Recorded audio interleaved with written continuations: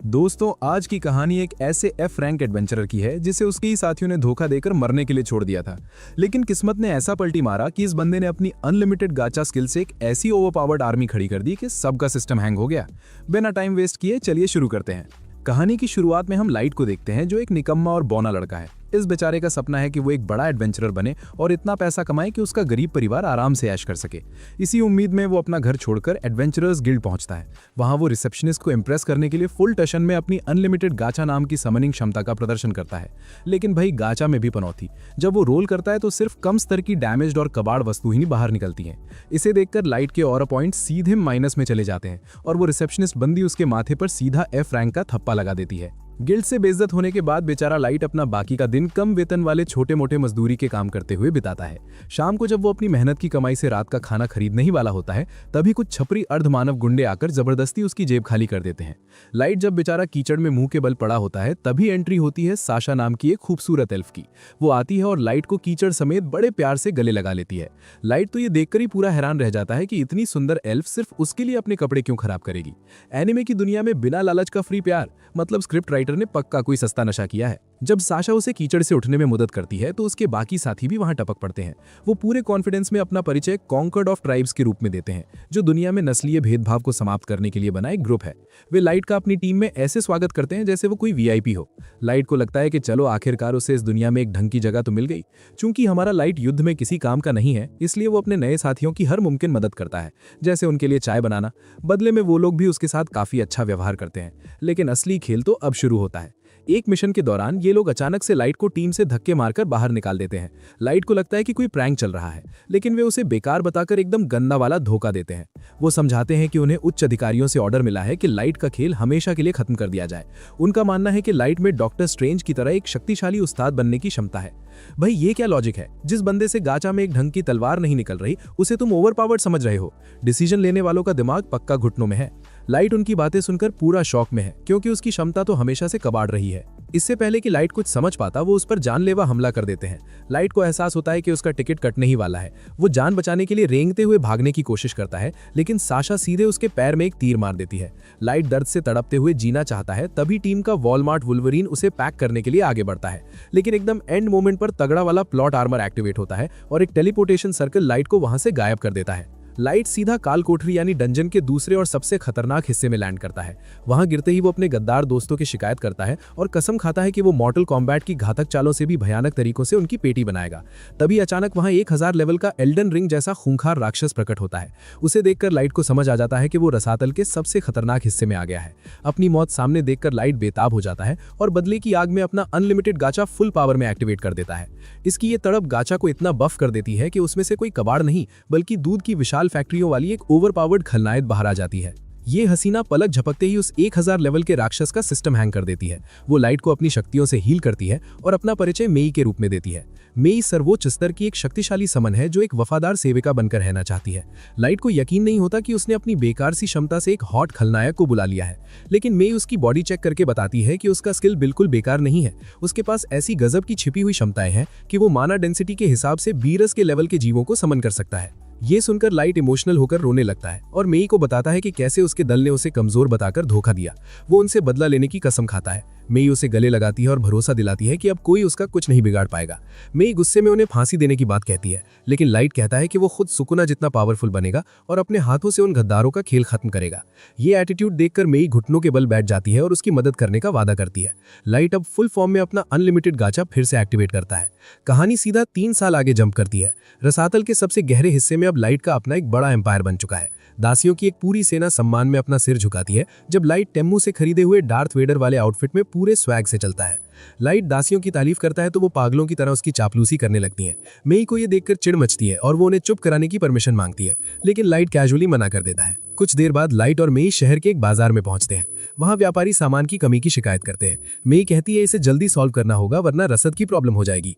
Light एक boss की तरह कहता है कि पिछले 3 सालों में पॉपुलेशन बढ़ गई है, इसलिए अब उन्हें पूरा सिस्टम ही बदलना पड़ेगा। लाइट अपनी रॉयल चौकड़ी के बारे में अपडेट मांगता है। मेई बताती है कि नीले बालों वाली तर्रार कैटगर्ल आओयू की रसातल के ऊपरी हिस्से का नक्शा बना रही है और राक्षसों से भरे इलाके में भी वो अपना काम कर लेगी।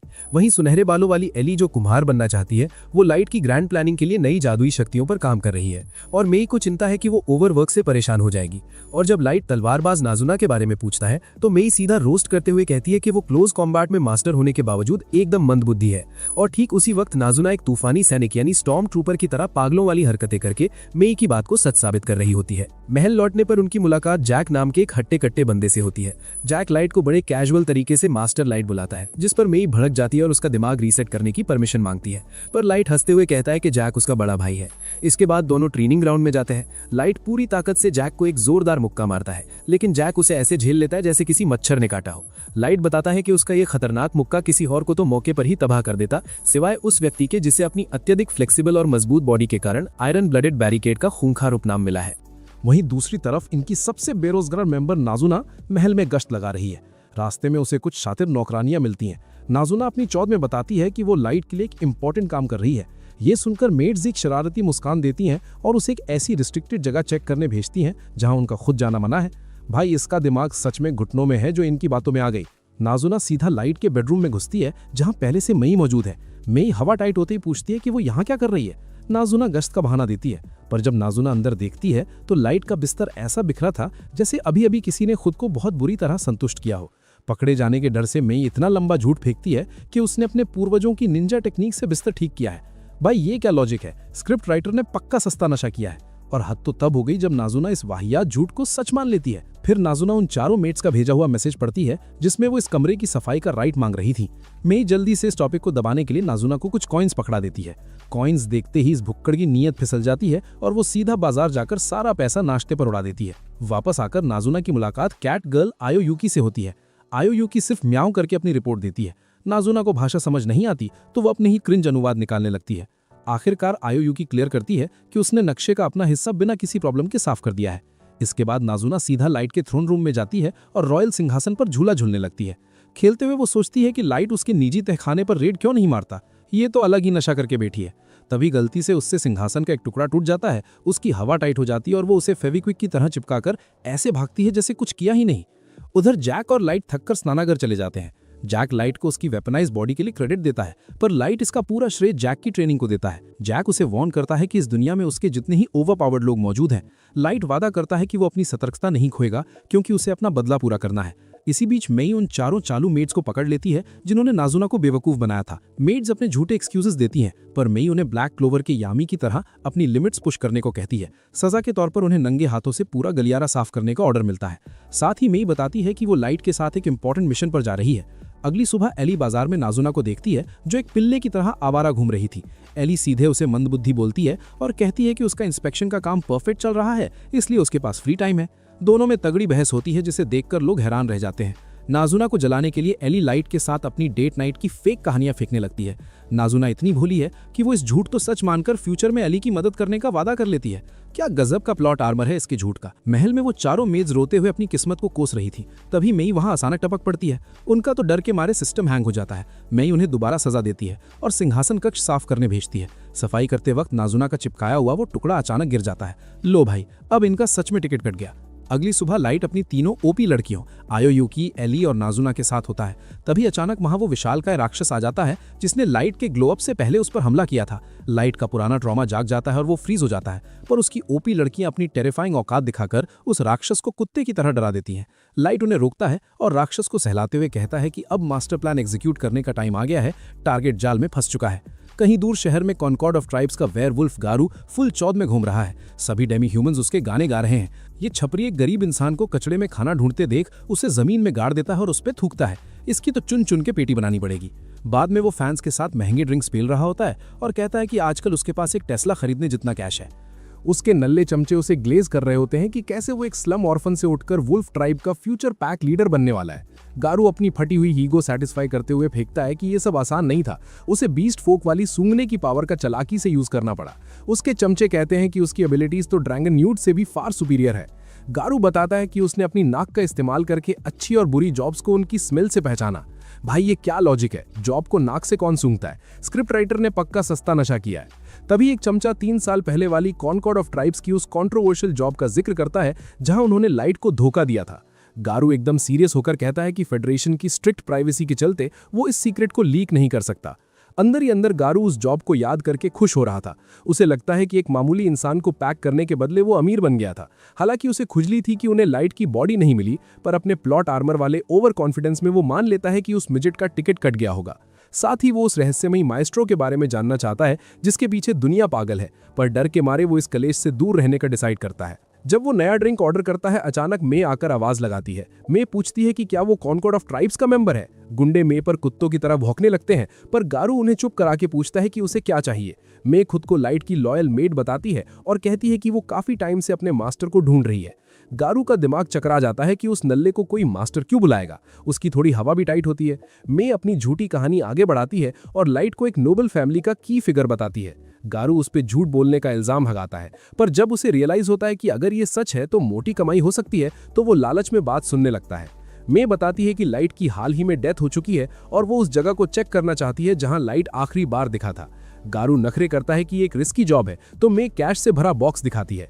कैश देखते ही गारू की नीयत फिसल जाती है। वो सोचता है कि अगर ये सेटअप भी हुआ तो वो आराम से इस लड़की का सिस्टम हैंग कर देगा। ये शातिर भेड़िया झूठ फेंकता है कि वो ये काम पैसों के लिए नहीं बल्कि इसलिए कर रहा है क्योंकि लाइट उसका बेस्ट पार्ट था। वो इस मिशन के लिए एलीट पार्टी बनाता है। कुछ घंटों बाद मे और गारू अपने गूंज के साथ एबिस में खड़े हैं। गारू मे पर फीस्ट करने का क्रीपी प्लान बनाता है। इन थर्कियों का कैरेक्टर डेवलपमेंट कभी नहीं हो सकता। जल्द ही वो स्पॉट पर पहुंचते हैं। गारू कंफर्म करता है कि यहीं पर लाइट पर मॉन्स्टर ने अटैक किया था और टेलीपोर्टेशन ट्रैप ट्रिगर हुआ था। ये सुनते ही मे घुटनों के बल बैठकर रोने की जबरदस्त एक्टिंग शुरू कर देती है। गारू झूठी सिंपैथी दिखाते हुए फायदा उठाने आगे बढ़ता है, पर अचानक मे अपनी टोन स्विच करती है। उसकी आवाज एकदम खतरनाक हो जाती है। वो गुस्से में बोलती है कि उसे रिग्रेट है कि वो वक्त पर समन नहीं हुई, वरना वो इन स्कम बैग्स को उसके मास्टर को धोखा देने से रोक लेती। ये सुनकर गारू को बड़ा झटका लगता है और वो उछलकर दूर जा गिरता है। वो डर कर पूछता है कि क्या वो उस पे स्पाई करने आई है, पर मे धमकाती है कि अगर उसने एक और सिली एक्यूजेशन लगाया तो वो उसकी वहीं पेटी बना देगी। मे के टेरिफाइंग ऑरा से सारे वेयरवुल्व्स डर के मारे फ्रीज हो जाते हैं। गारू की तो पैंट गीली हो जाती है और वो सोचता है कि क्या उसने फीमेल गोकू से पंगा ले लिया है। जब गारू को लगता है कि उसका टिकट कटना तय है, ठीक उसी वक्त लाइट वहां टपक पड़ता है। वो मे को शांत होने को कहता है क्योंकि गारू तो उसका अपना खिलौना है। लाइट की आवाज सुनकर गारू कांपने लगता है। लाइट अपना हुड हटाता है और उसे पुराने दोस्त की तरह ग्रीट करता है। जब बाकी वुल्व्स गारू से आंसर्स मांगते हैं तो गारू अपनी ईगो सेटिस्फाई करने के लिए लाइट को ट्रोल करता है। उसे डम फूल बुलाकर कहता है कि उसने लेवल 150 के एडवेंचरर से पंगा लेने की हिम्मत कैसे की। वो फेंकता है कि लाइट का काम तमाम करके वो किंग ऑफ द बीस्ट फोक बनेगा, पर लाइट फेज नहीं होता। वो कहता है कि इन कीड़ों की औकात उसकी लेवल 130 से ऊपर की वुल्व्स आर्मी के आगे कुछ नहीं है। जैसे ही वुल्व्स लाइट पर चार्ज करते हैं, मे ब्लिंक ऑफ एन आई में उन सब का सर धड़ से अलग करके उन्हें पैक कर देती है। लाइट उसकी तारीफ करके उसे एग्जिट गार्ड करने भेजता है। गारू वापस ब्रैगिंग चालू करता है कि ह्यूमंस उसके दिमाग को मैच नहीं कर सकते। लाइट काउंटर करता है कि मे ने अभी उसके आदमियों को आसानी से क्लैप कर दिया। गुस्से में गारू और उसकी बची स्क्वाड लाइट पर चार्ज करती है, पर लाइट उन्हें पिंग पोंग बॉल्स की तरह हवा में उछाल देता है। अपनी बेइज्जती देखकर गारू अपना लेवल 500 का फेनरिल समन कर लेता है, पर मिजेट ओवरलॉर्ड लाइट उसे वीकलिंग बोलता है। वो मॉन्स्टर अपना सबसे पावरफुल ब्लास्ट फायर करता है, पर लाइट उस अटैक को इजीली टैंक कर लेता है। ये देखकर वुल्व्स शॉक में चले जाते हैं। फिर लाइट एक और भी ज्यादा पावरफुल फेनरिल समन करता है जो गारू के मॉन्स्टर को आइस क्यूब्स में बदल देता है। गारू की बोलती बंद हो जाती है, पर उसके छोटे दिमाग का पूरा मेल्ट डाउन तब होता है जब वो देखता है कि लाइट अब सीधा लेवल 9999 पर है। भाई, ये लेवल 9999 का प्लॉट आर्मर ही अलग है। गारू समझ जाता है कि वो कुक हो चुका है। वो माफी की भीख मांगते हुए फेंकता है कि उसे ये मिशन करने के लिए फोर्स किया गया था। लाइट उसकी क्लास लगाते हुए पूछता है कि गवर्नमेंट माइस्ट्रो का टिकट क्यों कटवाना चाहती है। गारू कहता है उसे नहीं पता।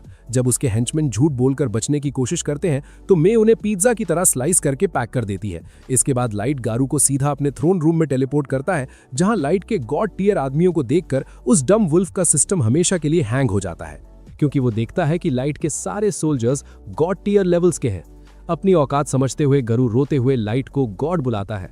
लाइट भी मौके का फायदा उठाकर अपनी पावर्स फ्लेक्स करता है और एक विलन वाली स्पीच देता है कि वो कैसे सरफेस वर्ल्ड पर अपना पूरा कब्जा जमाएगा। कुछ महीनों बाद एक बड़ा टाइम स्किप आता है। लाइट अपने क्वार्टर टीम के साथ आखिरकार अपने होम टाउन वापस लौटता है। वो आगे भागता है इस उम्मीद में कि वो जल्द ही अपनी फैमिली से रीयूनाइट करेगा, लेकिन वहां पहुंचकर उसके होश उड़ जाते हैं। उसका पूरा होम टाउन और उसकी फैमिली को किसी अननोन फोर्स ने हमेशा के लिए पैक कर दिया था। ये दर्दनाक नजारा देखकर लाइट पूरी तरह ट्रॉमेटाइज हो जाता है। बेचारे का कैरेक्टर डेवलपमेंट आंसुओं से शुरू हो रहा है। स्टोरी 6 महीने और आगे बढ़ती है। लाइट अपने पेरेंट्स की कब्र पर प्रार्थना कर रहा होता है। जब उसे याद आता है कि उसके भाई बहनों की बॉडीज कभी नहीं मिली तो वो कसम खाता है कि वो उन्हें ढूंढ निकालेगा। उसके साथ आए 2 गार्ड्स नेमुमू और गोल्ड इस सीरियस माहौल में भी अपने हाउसिंग प्लान्स पर बहस करने लगते हैं। ये तो अलग ही नशा करके बैठे हैं। लाइट उन्हें टोकता है और कहता है कि अभी लॉजिंग भूल जाओ और इंटेल इकट्ठा करने पर फोकस करो।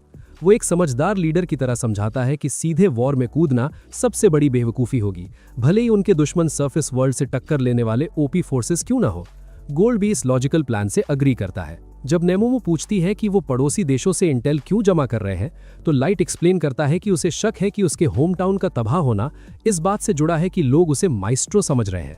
वो जानना चाहता है कि एक माइस्ट्रो के पीछे इतना बड़ा कलेश करना बनता है। लाइट गुस्से में डिसाइड करता है कि अगर इस सब के पीछे का सच बुराई से भरा हुआ निकला तो वो इस दुनिया को एक जलती हुई नरक में बदल देगा। ये सुनकर गोल्ड उसे वॉर्न करता है कि वो अपनी औकात में रहे और ब्लड लस्ट को एट बे रखे, वरना आसपास के लोग डर जाएंगे।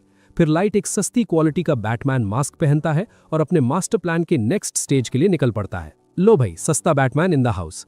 आसमान की तरफ घूरते हुए नेमुमू लाइट से पूछती है कि डागस सिटी में उनका पहला काम क्या होगा, पर गोल्ड उसे टोक कर कहता है कि अपने मास्टर से ढंग से और संभल कर बात करे। नेमुमू कंफ्यूज हो जाती है। तब लाइट उसे समझाता है कि सरफेस वर्ल्ड में वो अपना रियल लाइट नाम यूज नहीं करेगा, बल्कि एक विजिलेंटे गिमिक नाम डार्क यूज करेगा। ये सुनकर नेमुमू माफी मांगती है। गोल्ड और डिटेल में समझाता है कि रियल नाम यूज करने से कॉन्कोर्ड ऑफ ट्राइब्स उन्हें तुरंत ट्रैक कर लेंगे। लाइट अपना प्लान बताता है कि सबसे पहले वो डार्क नाम से एक एडवेंचरर की तरह रजिस्टर करेगा और क्वेस्ट्स करके अपनी रैंक बढ़ाएगा ताकि उसकी पहुंच एरिया के बड़े लोगों तक हो और वहां से इंटेल निकाल सके। जब वो डागस के पास पहुंचते हैं तो लाइट वहीं आसपास सेटल होने का डिसाइड करता है। ये सुनकर गोल्ड बहुत खुश हो जाता है। जंगल से गुजरते हुए वो देखते हैं कि कुछ बौने यानी ड्वार्फ एडवेंचरर्स कुछ ह्यूमन मर्चेंट्स को बुली कर रहे हैं। ड्वार्फ्स उन्हें धमकी देने लगते हैं, पर हमारी ओवरपावर्ड ट्रियो को उन ड्वार्फों का सिस्टम हैंग करने में सिर्फ कुछ सेकंड्स लगते हैं। पल भर में उन्हें उल्लू बनाकर उनकी पेटी बन जाती है। ये बवाल देखकर मर्चेंट इतना इंप्रेस होता है कि वो उन्हें अपनी कैरेज में राइड ऑफर करता है। पर जब लाइट उसे बताता है कि वो लोग अभी नए हैं और एडवेंचरर बनना चाहते हैं तो मर्चेंट का जबड़ा जमीन पर गिर जाता है। मतलब इतने ओपी लोग और अभी तक उनका रजिस्ट्रेशन नहीं हुआ। मर्चेंट उन्हें बताता है कि वो बिल्कुल सही जगह पर है, क्योंकि डागस ड्वार्फ किंगडम का सबसे सदर्न मोस्ट सिटी है, जिसके ईस्ट में ह्यूमन किंगडम और वेस्ट में एल्वन क्वीनडम का बॉर्डर लगता है। इन देशों में डिस्प्यूट्स और कलेश तो बहुत है, पर यहाँ के डंजन्स की क्वालिटी इतनी हाई है कि सारे बढ़िया एडवेंचरर्स यहीं आते हैं, जिससे ये रूरल सिटी होने के बावजूद काफी प्रॉस्परस और अमीर बन गई है। चूंकि यहाँ काफी ह्यूमंस आते हैं, इसलिए मर्चेंट यहाँ उनके हिसाब से एक होटल चलाता है। गेट ऑफ डागस पहुंचकर मर्चेंट खुद को कर्नल के रूप में इंट्रोड्यूस करता है और टीम को ड्रॉप करके उन्हें अपने होटल में फ्यूचर में नाइट स्टैंड करने का इनवाइट देता है। शहर में घूमते हुए गोल्ड और नेमुमू बच्चों की तरह बहस करते हैं कि उनका पहला सरफेस टूर कहाँ होगा। गोल्ड नोटिस करता है कि यहाँ बहुत सारी वेपन शॉप्स हैं। लाइट एक्सप्लेन करता है कि यहाँ एडवेंचरर्स का इन्फ्लक्स बहुत है और ड्वार्फ्स तो वैसे भी ब्लैक स्मिथिंग यानी लोहार के काम में नेचुरली ओपी होते हैं। जब वो गिल्ड हॉल पहुंचते हैं तो वहां मौजूद सभी लोग उनसे दूर हट जाते हैं। ये देखकर लाइट कंक्लूड करता है कि इस रीजन में भी ह्यूमंस को कचरा ही समझा जाता है। रैंक असेसमेंट के बाद लाइट को एक बार फिर से सबसे नल्ली एफ रैंक पकड़ा दी जाती है। ये देखकर नेमुमू रिसेप्शनिस्ट पर बुरी तरह चिल्ला पड़ती है, क्लेम करती है कि उसका मास्टर एफ रैंक का नहीं हो सकता। पर रिसेप्शनिस्ट पूरे ठंडे दिमाग से बताती है कि यहाँ सभी का स्टार्टिंग लेवल एक ही होता है, चाहे तुम गॉड टीयर ही क्यों ना हो। वो चिल्ला चिल्ला कर दावा करती है कि हमारा लाइट एक ओमेगा चैट है, इसकी औकात सीधा एज गार्डियन गॉड्स जैसी है, इसलिए इसको एस रैंक से भी ऊपर का कोई यूनिक रैंक मिलना चाहिए। पर रिसेप्शनिस्ट दीदी भी फुल फॉर्म में थी। वो सीधा नेमू को अनोइंग डिमविट यानी एक नंबर की मंद बुद्धि बोल देती है। भाई क्या ही बेइज्जती है। लाइट बेचारा वहां शर्मिंदा होकर माफी मांगता है और चुपचाप एफ रैंक एक्सेप्ट कर लेता है। इसके बाद ये लोग गिल्ड से निकलकर कर्नल के होटल पहुंचते हैं। लाइट वहां सीधा बॉस वाली एंट्री मारता है और डिमांड करता है कि उसे होटल का पूरा टॉप फ्लोर रेंट पर चाहिए। साथ ही स्ट्रिक्ट रूल लगाता है कि कोई भी स्टाफ मेंबर वहां कदम नहीं रखेगा। इसके बाद वो कैश से भरा एक बड़ा सा बैग कर्नल के मुंह पर मारता है। पहले तो कर्नल नखरे दिखाता है कि लाइट ने उसकी जान बचाई थी, इसलिए वो पैसे नहीं ले सकता। पर जब लाइट इसको अपनी स्पेशल रिक्वेस्ट का नाम देता है तो कर्नल बेचारा खुशी खुशी मान जाता है। रूम में आते ही लाइट अपना ओवरपावर्ड जलवा दिखाता है और ढेर सारे प्रोटेक्शन स्पेल्स कास्ट कर देता है ताकि कोई उनकी बातें चोरी छिपे ना सुन सके। वो गोल्ड और नेमू को चिल मारने को कहता है, पर नेमू रोने लगती है कि लाइट को खुद इस डेंजरस मिशन पर आने की क्या जरूरत थी, वो अकेले ही इन दुश्मनों का टिकट काट देते। ये सुनते ही लाइट का ईगो हर्ट हो जाता है। वो अपना भयंकर ऑरा दिखाकर नेमू की हवा टाइट कर देता है और गुस्से में कहता है कि उसकी रिवेंज प्लानिंग से उसे ही बाहर निकलने की कोशिश ना करे। डर के मारे नेमू तुरंत माफी मांगने लगती है। लाइट को बाद में रियलाइज होता है कि उसने थोड़ा ज्यादा ही ओवर रिएक्ट कर दिया, तो वो सॉरी बोलता है, पर नेमू अपना सिंप मोड ऑन कर लेती है और रिस्पेक्ट दिखाने के चक्कर में लाइट के पैर चूमने लगती है। ये अजीब फेटिश देखकर गोल्ड तुरंत रोस्टिंग चालू करता है और नेमू को ब्राजर्स मॉडल बोल देता है। भाई ये क्या लॉजिक चल रहा है इनके बीच, स्क्रिप्ट राइटर ने पक्का सस्ता नशा किया है। अगले दिन ये लोग डंजन के पास पहुंचते हैं जहां बर्गर किंग से भी लंबी लाइन लगी होती है। लाइट नोटिस करता है कि लाइन में एक भी एल्फ मौजूद नहीं है। लाइट एक्सप्लेन करता है कि ड्वार्फ किंगडम और एल्विन क्विंगडम के बीच इस डंजन पर कब्जा जमाने के लिए डिस्प्यूट चल रहा है, इसलिए यहाँ एल्व्स नहीं आते। तभी कुछ छपरी और मिस्टीरियस एडवेंचरर्स पूरी चौड़ में आकर लाइन तोड़ देते हैं। लाइट देखता है कि उनमें से एक बंदा काफी स्ट्रांग लग रहा है, तो वो हीरो बनकर उसे लाइन तोड़ने के लिए डांट देता है। ये सुनकर उस एंट वाले बंदे यानी काइडो की जल जाती है और वो अपनी तलवार निकालने ही वाला होता है, पर उसका साथी यैन उसे रोक लेता है कि यहाँ कलेश करना ठीक नहीं होगा। उनके वहां से जाते ही बाकी एडवेंचरर्स लाइट की तारीफ करने लगते हैं। एक रुकी पार्टी तो इम्प्रेस होकर लाइट की टीम को थोड़ी इंटेल देती है और डंजन में भाग जाती है। डंजन के अंदर घुसते ही लाइट अपने सारे मैजिक लिमिटर्स हटा देता है, जिसके बाद उसकी टीम हवा में उड़ने लगती है। Plot armour on peak. दूसरी तरफ वो लाइन तोड़ने वाला घमंडी काइडो कुछ मॉन्स्टर्स का खेल खत्म करता है और ब्रैगिंग करने लगता है कि वो एल्विन क्विंगडम का सबसे स्ट्रॉन्गेस्ट वॉरियर है। यान उसे अपनी एनर्जी बचाने को कहता है, पर काइडो का अलग ही रोना चल रहा है। वो कहता है कि उसे लेवल 1500 से और ऊपर लेवल अप करना है। यान वादा करता है कि वो अपनी साइंस और रिसर्च से उसकी मदद करेगा। इधर लाइट की टीम उन रुकी एडवेंचरर्स से दोबारा मिलती है, पर अचानक कुछ वुल्व्स डरते हुए भागते हैं और एक जाइंट मैंटिस यानी एक भयंकर कीड़ा वहां प्रकट हो जाता है। इस मैंटिस को देखकर रुकीज की पैंट गीली हो जाती है, क्योंकि ये टेरिफाइंग मॉन्स्टर तो 10 साल पहले ही एक्सटिंक्ट हो चुका था। रुकीज भागने और गिल्ड को रिपोर्ट करने का प्लान बनाते हैं, पर लाइट कहता है कि उसकी टीम इसका शिकार करेगी। रुकी लीडर समझाता है कि इससे भिड़ना सीधा सीधा मौत को दावत देना है, पर लाइट चिल रहता है। मैंटिस जैसे ही उन पर चार्ज करता है, हमारा सस्ता गिलगमिश यानी गोल्ड आगे आकर उसके क्लॉ स्ट्राइक को ब्लॉक करता है। कुछ देर तक तलवारें टकराने के बाद गोल्ड पीछे हटता है और मैंटिस की पावर की तारीफ करता है। फिर लाइट फायर लॉर्ड ओजाई जैसा एक भयंकर फायर मूव मारता है, पर मैंटिस सीधा ऊनो रिवर्स कार्ड खेलकर अटैक वापस उन्हीं पर फेंक देता है। उन्हें वहां से कूदकर बचना पड़ता है। ये देखकर रुकीज आपस में बहस करने लगते हैं कि उनके ग्रुप में सबसे बड़ा फ्रॉड कौन है, पर गोल्ड उन्हें चुप कराते हुए कहता है कि चुपचाप देखो और सीखो कि एक असली नाइट बैटलफील्ड पर हथियार कैसे चलाता है। गोल्ड बताता है कि सिर्फ ढाल से रोकना और तलवार से मारना ही बेस्ट अप्रोच नहीं है। जब मैंटिस उस पर अटैक करता है तो गोल्ड ढाल से ब्लॉक करके सीधा मैंटिस का हाथ शैटर कर देता है। वो चौड़े में कहता है कि उसने कैप्टन अमेरिका की मूवीज से सीखा है कि एक वेल टाइम्ड काउंटर तुम्हारी ढाल को एक डेडली वेपन बना सकता है। फिर वो मैंटिस का दूसरा हाथ काट देता है और ज्ञान पेलता है कि कॉम्बैट सिर्फ क्रिएटिविटी और स्किल का खेल है। रुकीज इंप्रेस होकर उसकी चाटने लगते हैं, पर लाइट कहाँ पीछे रहने वाला था। वो स्पॉटलाइट चुराते हुए पीछे से फायर एरोस की ऐसी बारिश करता है कि मैंटिस हिल जाता है। लाइट बताता है कि अब वो हवा में अपने अटैक्स की डायरेक्शन चेंज कर सकता है, यानी मैंटिस अब उसके निशाने से बच नहीं सकता। लाइट स्पैम करके उसके बाकी लिम्स की भी पेटी बना देता है। मैंटिस भागने की कोशिश करता है तो लाइट फायर वॉल लगाकर उसका रास्ता ब्लॉक कर देता है। मिया नाम की फीमेल रुकी डर के मारे पगला जाती है। रास्ता बंद होने पर मैंटिस अपने पंखों से उड़ने की कोशिश करता है, पर नेमू हवा में लॉन्च होकर विंड ब्रीदिंग के फाइनल फॉर्म से उस राक्षस को पूरी तरह से एनहाइलेट कर देती है। मॉन्स्टर का वजूद ही मिट जाता है। इस पर गोल्ड शिकायत करता है कि ऐसी बेकार मौत दी कि लूटने के लिए कोई लूट आइटम ही नहीं बचा। नेमू बेचारी डरते हुए लाइट से माफी मांगने लगती है। कुछ देर बाद रुकी एडवेंचरर्स को उस मॉन्स्टर का कोर मिल जाता है। लाइट ये देखकर बहुत खुश हो जाता है, क्योंकि अब वो इससे मैजिक जेम बनाकर रैंक अप कर सकता है। जब रुकी शौक में लाइट से पूछते हैं कि क्या वो लोग एस रैंक एडवेंचरर्स हैं, तो लाइट हंसते हुए उन पर बॉम्ब फोड़ता है कि नहीं भाई, हम तो बस नल्ले एफ रैंक हैं। ये सुनते ही उन बेचारे रुकीज का सिस्टम पूरी तरह से हैंग हो जाता है और उनका दिमाग क्रैश कर जाता है। मैंटिस की पेटी बनाने के बाद मिया अपनी मैजिक से एक वाटर बॉल स्पेल क्रिएट करती है और लाइट और नीमू को उसमें अपने हाथ धोने के लिए इनवाइट करती है। भाई, हाथ धोने के लिए इतना हाई लेवल जादू? ये लोग अलग ही नशा करके बैठे हैं। हाथ धोने के बाद लाइट उन्हें माना वेस्ट करके हाथ धुलवाने के लिए धन्यवाद देता है। वो लोग भी लाइट को उनकी जान बचाने के लिए थैंक्स बोलते हैं और उसकी टीम को अपने साथ कैंप बनाने के लिए इनवाइट करते हैं।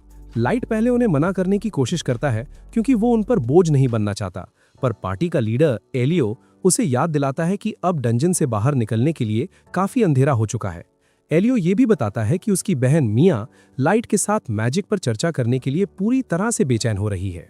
उस रात जब वो सब कैंपफायर के पास बैठकर अपना डिनर खा रहे होते हैं तो लाइट मिया की तारीफ करता है कि वो एक बहुत ही कमाल की मेज है, पर मिया उदास होकर कहती है कि वो बिल्कुल भी महान नहीं है क्योंकि वो बिना मंत्र पढ़े या टैक्टिकल क्लास के स्पेल्स कास्ट नहीं कर सकती। इसी बीच एलियो, जिसे मैजिक का जीरो नॉलेज है, वो बीच में अपना ज्ञान पेलने आ जाता है। मिया उसे जोर से डांटती है और समझाती है कि मैजिक की 3 क्लासेस होती हैं। पहली होती है कॉम्बैट क्लास, जिसमें फायर एरो और आइस स्वॉर्ड जैसे स्पेल्स आते हैं जिन्हें सिंगल टारगेट के खिलाफ यूज किया जाता है। दूसरी होती है टैक्टिकल क्लास, जिसमें फायर वॉल जैसे स्पेल्स आते हैं जो लाइट ने थोड़ी देर पहले कास्ट किया था और ये एक बहुत बड़े एरिया को कवर करते हैं। और आखिरी होती है स्ट्रेटेजिकल क्लास स्पेल्स, जो इतने ओवरपावर्ड होते हैं कि इनसे सुनामी, अर्थक्वेक और मीटियोराइट्स आते हैं जिनका असर पूरी दुनिया पर होता है। लेकिन इस लेवल का मैजिक करने के लिए मेजर्स के एक पूरे ग्रुप को एक साथ माना जमा करना पड़ता है और लंबे मंत्र पढ़ने पड़ते हैं। मिया आके बताती है कि ड्रैगनवुड्स, एल्व्स, डार्क एल्व्स और डीमन किन ऐसी प्रजातियां हैं जिनके लिए एडवांस्ड मैजिक कास्ट करना एकदम आसान है, पर इंसानों की औकात इतनी नहीं होती। यही वजह थी कि मिया इतनी शॉक में थी जब उसने देखा कि लाइट जैसे एक इंसान ने बिना कोई मंत्र पढ़े इतना तगड़ा स्पेल कास्ट कर दिया। जब मिया पागलों की तरह फ्रीक आउट कर रही होती है तब लाइट के साथी उसे चढ़ाते हैं कि वो तो एक चलती फिरती मैजिक इंसाइक्लोपीडिया है। एलियो उसे शांत करने के लिए उसके सर को थपथपाता है और याद दिलाता है कि वो बचपन से ही इतनी टैलेंटेड थी कि उसे डचीज एकेडमी ऑफ मेज क्राफ्ट में एडमिशन के लिए रेफरल मिल गया था। वो उससे वादा करता है कि एक दिन वो इतनी स्ट्रांग बनेगी कि कामेहामेहा जैसे ओवरपावर्ड स्पेल्स भी कास्ट कर सकेगी। ये सुनकर लाइट पूछता है कि क्या ये एकेडमी प्रिंसिपैलिटी ऑफ द 9 में है, जिसे सभी नस्लों ने मिलकर बनाया था। एलियो इस बात को कंफर्म करता है और बताता है कि मिया उस प्रेस्टिजियस एकेडमी में इसलिए नहीं जा सकी क्योंकि उनके पेरेंट्स का टिकट कट गया था, यानी उन्हें हमेशा के लिए पैक कर दिया गया था। यही वजह थी कि एलियो ने मिया और अपने बेस्ट फ्रेंड्स गिमना और वर्डी के साथ मिलकर ये पार्टी बनाई थी। उनका एक ही गोल है, डंजन एक्सप्लोर करके ढेर सारा पैसा कमाना ताकि वो मिया को उस एकेडमी भेज सकें। उनकी ऐसी भारी और इमोशनल बातें सुनकर लाइट उन्हें हौसला देता है कि वो अपना गोल जरूर अचीव करेंगे। जब एलियो लाइट से पूछता है कि उसकी ग्रुप ने एडवेंचरर बनने का क्यों सोचा, तो लाइट झूठी कहानी बनाता है कि उसके पेरेंट्स को उनके ही घर में किसी ने परमानेंटली पैक कर दिया था। उसके 2 ओपी मिनियंस भी इस झूठ में उसका साथ देते हैं और फेंकते हैं कि उस हमले के दौरान लाइट को भयंकर बर्न्स आए थे। वो कहते हैं कि वो लाइट के पेरेंट्स के कर्जदार हैं और इसीलिए उसके लिए एक ऐसी हीलिंग पोशन ढूंढ रहे हैं जो उसके बर्न्स ठीक कर सके। भाई क्या लेवल का झूठ चल रहा है यहाँ। तभी गिमरा थोड़ा ठरकी मोड में आकर पूछता है कि क्या निमूमू और गोल्ड चुपके चुपके स्मैशिंग यानी गुलछर्रे तो नहीं उड़ा रहे। ये सुनते ही दोनों इस एक्यूजेशन को डिनाई करते हैं और आपस में कुत्तों की तरह झगड़ने लगते हैं। वहीं एल्विन वॉरियर काइडो डंजन के किसी और हिस्से में कुछ मॉन्स्टर्स का सिस्टम हैंग कर रहा होता है। उसका साथी यान वहां से मटेरियल्स इकट्ठा करता है और उसे बताता है कि उन्हें अपने नेक्स्ट स्टेज के लिए एक ह्यूमन को पकड़ना होगा। अगली सुबह लाइट और बाकी सब टाउन में घूम रहे होते हैं। तभी सलिवन और गिलबर्ट नाम के 2 एडवेंचरर्स उन्हें चीयर करने आते हैं और फिर अपनी टीम के साथ डंजन की ओर निकल जाते हैं। डंजन के अंदर टीम लाइट दोबारा एलियो के ग्रुप से मिलती है। मिया लाइट को बर्न्स के लिए एक स्पेशल ऑइंटमेंट देती है जो उसकी दादी ने उसे गिफ्ट में दिया था। भाई इस सस्ते ऑइंटमेंट के बदले लाइट उस बंदी को एक स्पेशल मैजिक ब्रेसलेट दे देता है जो कोई भी विश पूरी कर सकता है। ट्रेड देख रहे हो भाइयों, कहाँ मलहम और कहाँ wish granting bracelet. Script writer ने पक्का सस्ता नशा किया है। अगली सुबह लाइट निमूमू और गोल्ड को येटीज का शिकार करने भेजता है और खुद टेलीपोर्ट होकर अपने थ्रोन रूम पहुंच जाता है। वहां उसकी क्यूट वाइफूज उसका स्वागत करती हैं। लाइट अपनी पूरी क्वार्टेट को स्पेशल मिशंस पर भेजता है और सोचता है कि जब वो उस गद्दार साशा का गेम बजाएगा तो उसके चेहरे पर कैसा एक्सप्रेशन होगा। Vengeance plot armour on top. उसी शाम सलिवन फॉरेस्ट में गिलबर्ट के साथ बात कर रहा होता है। वो हल्का होने के लिए टॉयलेट करने जंगल में जाता है, पर जब वापस लौटता है तो उसके पैरों तले जमीन खिसक जाती है। काइडो ने उसकी पूरी पार्टी की पेटी बना दी और सबको पैक कर दिया। सलिवन बेचारा डर के मारे भागने की कोशिश करता है, पर काइडो और यान उसे पकड़ लेते हैं और उसे पीट कर बेहोश कर देते हैं। वो दोनों घमंडी एल्व्स आपस में बात करते हैं कि वो इस इंसान को अपने खतरनाक एक्सपेरिमेंट्स के लिए ह्यूमन गिनी पिग की तरह यूज करेंगे। इन एल्व्स को तो अब सबक सिखाना ही पड़ेगा। कुछ दिन बाद निमूमू गिल रिसेप्शनिस्ट के सामने उन जेमस्टोन्स का ढेर लगा देती है जो उसकी टीम ने रेड करके कमाए थे। वो रिसेप्शनिस्ट दीदी से डिमांड करती है कि लाइट की रैंक बढ़ाई जाए, पर लेडी उसे याद दिलाती है कि उसने अभी हाल ही में रूल तोड़कर लाइट को F रैंक से सीधा D रैंक पर प्रमोट करने का स्पेशल एक्सेप्शन किया है। लेकिन निमूमू थोड़ी पगली है, वो जिद करने लगती है कि उसके मिजिट किंग के लिए एक स्पेशल ओमनी चार्ट रैंक बनाई जाए। रिसेप्शनिस्ट लेडी दिमाग शांत रखते हुए समझाती है कि उसने just as a human adventurer register किया है, तो रूल्स के खिलाफ वो कुछ नहीं कर सकती। जब वो देखती है कि निमूमू अपनी एड से पीछे नहीं हट रही, तो वो उन्हें बताती है कि वो लोग एक स्पेशल फीट यानी कोई बड़ा काम अचीव करके लेवल अप कर सकते हैं। ये सुनकर लाइट के कानों में घंटी बजती है। उसी रात लाइट अपने साथियों के साथ एडवेंचरर स्लेयर के बारे में एक क्वेस्ट शीट पढ़ रहा होता है, जो आजकल खुलेआम लोगों की पेटी बना रहा है। सब अग्री करते हैं कि रैंक अप करने के लिए इससे बेहतर मौका नहीं मिलेगा, पर निमूमू पॉइंट आउट करती है कि उनके पास उस सस्पेक्ट की कोई इन्फॉर्मेशन नहीं है, क्योंकि वो अब तक अनआइडेंटिफाइड है। इस पर गोल्ड दिमाग लगाता है और सजेस्ट करता है कि लाइट अपना एक स्पेशल अनलिमिटेड गाचा कार्ड यूज करे, जो किसी को भी ट्रैक डाउन कर सकता है। लेकिन लाइट उसे याद दिलाता है कि उसके गाचा कार्ड्स रैंडमाइज्ड होते हैं, मतलब जरूरी नहीं कि उनका आरएनजी यानी लक हमेशा अच्छा ही हो। भाई, जब अनलिमिटेड गाचा पावर है तो आरएनजी का रोना क्यों? ये क्या लॉजिक है? तभी लाइट को एक अजब सी मिस्टीरियस और खतरनाक ऑरा फील होती है जो उनकी तरफ बढ़ रही थी। वो तुरंत अपने साथियों को अलर्ट करता है और दोस्तों, ठीक उसी वक्त उनके ठीक सामने एक डार्क पोर्टल ओपन होता है, जिसमें सीधा मिया की बुरी तरह से घायल और बेहोश बॉडी उनके सामने आकर गिरती है। हमारा हीरो लाइट अपनी साथी माया को चेक कर रहा होता है। तभी वो मैजिकल ब्रेसलेट जो उसने गिफ्ट किया था, बिना किसी वजह स्नैप होकर जमीन पर गिर जाता है। भाई, लगता है इनका प्लॉट आर्मर यहीं से वीक होना शुरू हो गया था। कुछ वक्त बाद माया बेड पर नींद में बड़बड़ा रही होती है कि उसे लाइट को एक बहुत अर्जेंट बात बतानी है। ये देखते ही लाइट तुरंत स्पेल कास्ट करता है, जिससे माया की चोटें ठीक हो जाती हैं। फिर वो एबिलिटी से उसकी मेमोरीज में डाइव करता है। फ्लैशबैक में एलियो की पार्टी को एक टीम इन्फॉर्म करती है कि एक स्लेयर लगातार इंसानों को निशाना बना रहा है। उन्होंने वॉर्न किया कि ये आम मॉन्स्टर नहीं हो सकता, क्योंकि मॉन्स्टर्स का सिस्टम इतना ओवरपावर्ड नहीं होता कि वो अलग अलग एट्रीब्यूट्स के स्पेल्स एक साथ कास्ट कर सके। ये सुनकर माया एलियो को समझाती है कि उनका स्लेयर के सामने टिकना नामुमकिन है।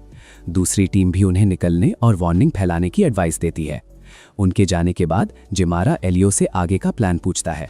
एलियो जवाब देता है कि उन्हें इमीडिएटली चलना होगा, क्योंकि सनसेट में वक्त नहीं बचा है। रात में रू की पार्टी पूरी रफ्तार से बढ़ती रही। थकन की वजह से वो घोड़ों की तरह हाँफ रहे थे। आखिरकार उन्होंने आराम करने का डिसाइड किया, पर एलियो घबराया हुआ था, क्योंकि उन्होंने हाफ डिस्टेंस भी कवर नहीं किया था। भाई, इनका नेविगेशन सिस्टम हमेशा स्लो ही रहता है। तभी येन और टाइडो आए और फ्रेंडली फिगर बनकर पूछा कि क्या वो मुसीबत में है।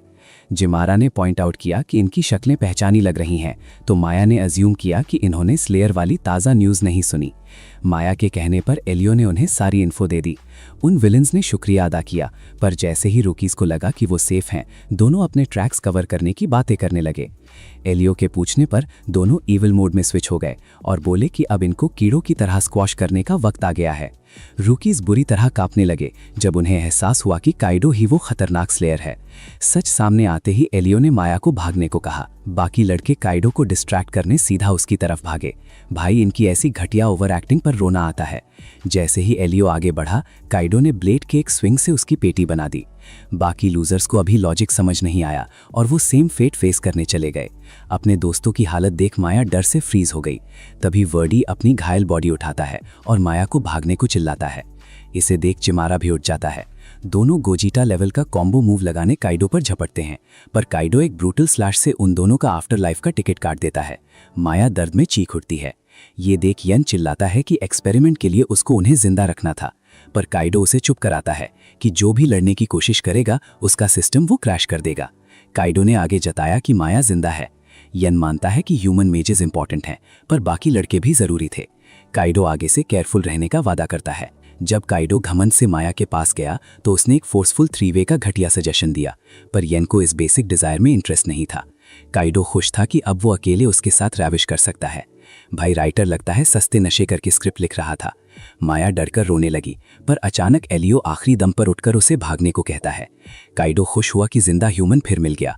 एलियो जानता था कि वो ऑलरेडी गॉनर है, फिर भी उसने आखिरी स्ट्रेंथ से माया को पूरी हिम्मत दी।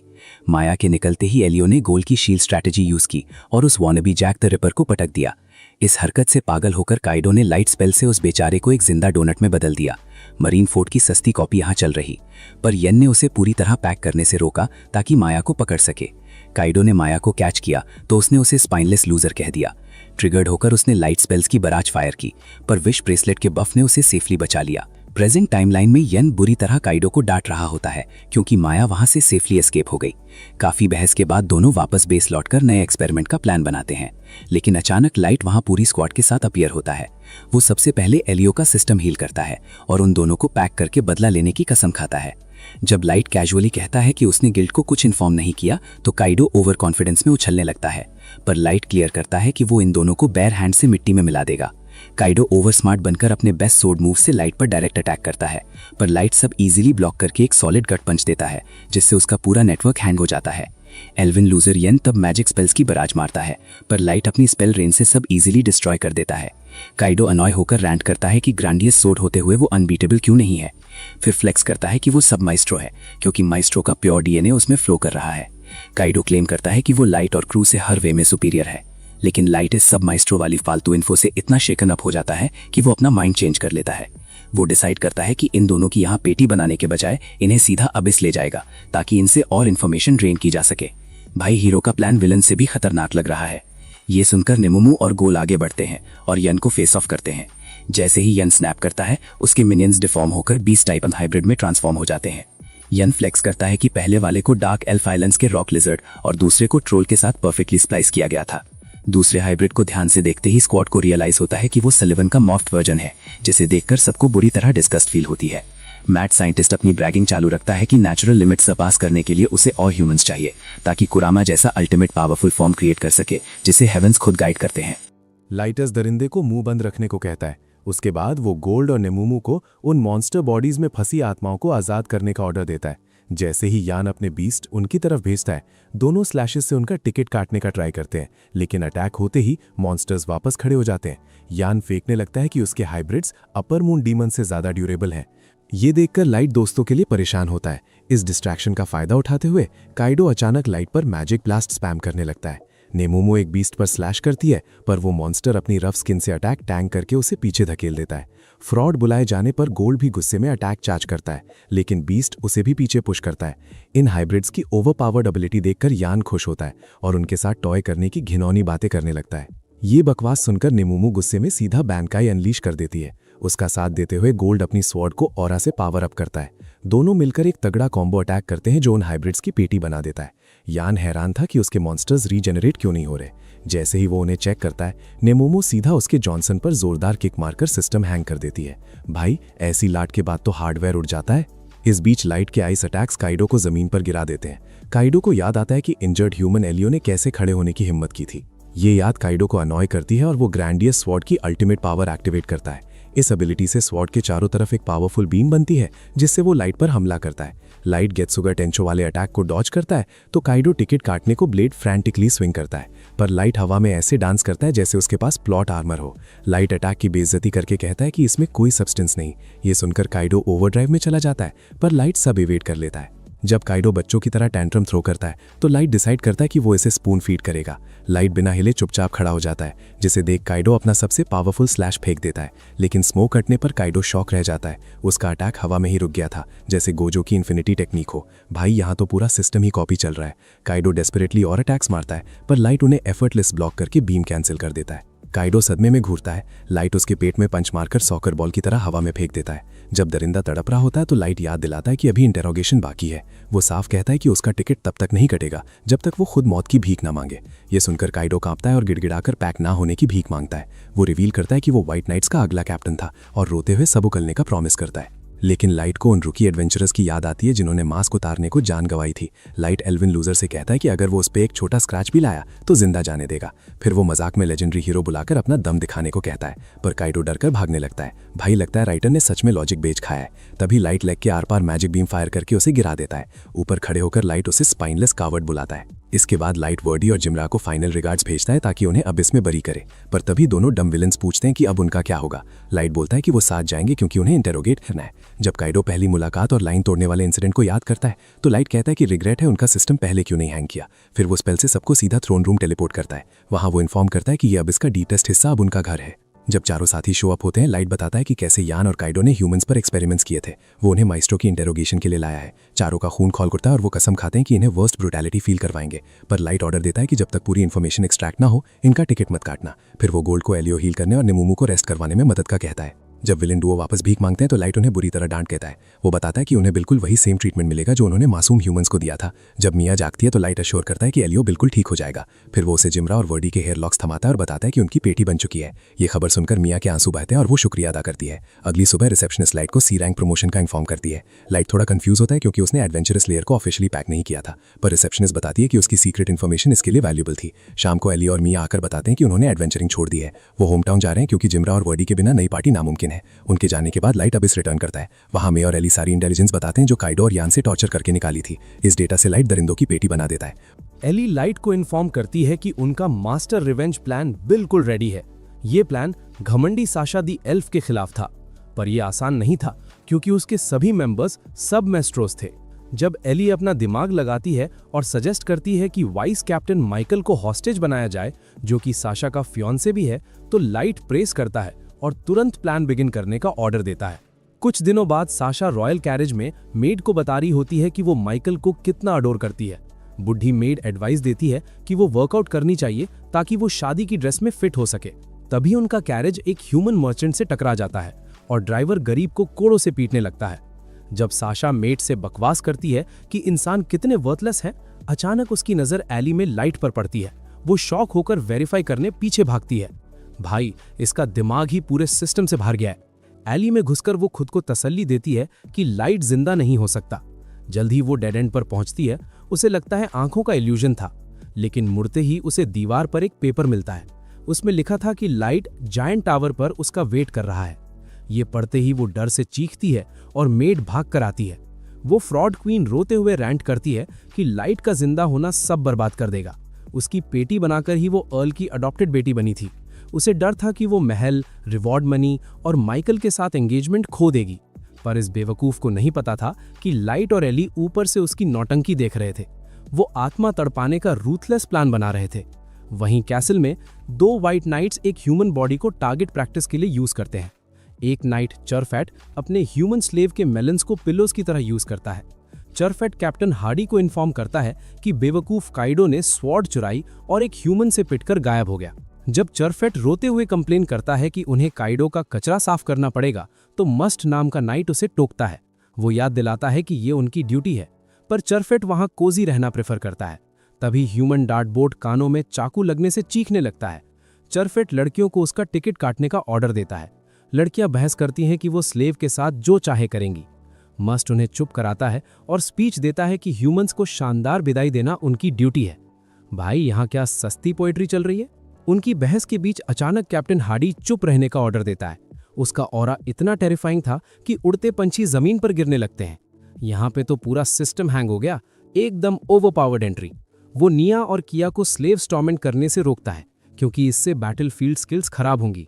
वो मस्ट को अपना जजमेंटल माइंडसेट छोड़ने को कहता है। फिर हार्डी चरफैट को उस ह्यूमन डार्ट बोर्ड को पैक करने का सिग्नल देता है और मस्ट को अपना मिशन कंप्लीट करने का स्ट्रिक्ट ऑर्डर सुनाता है।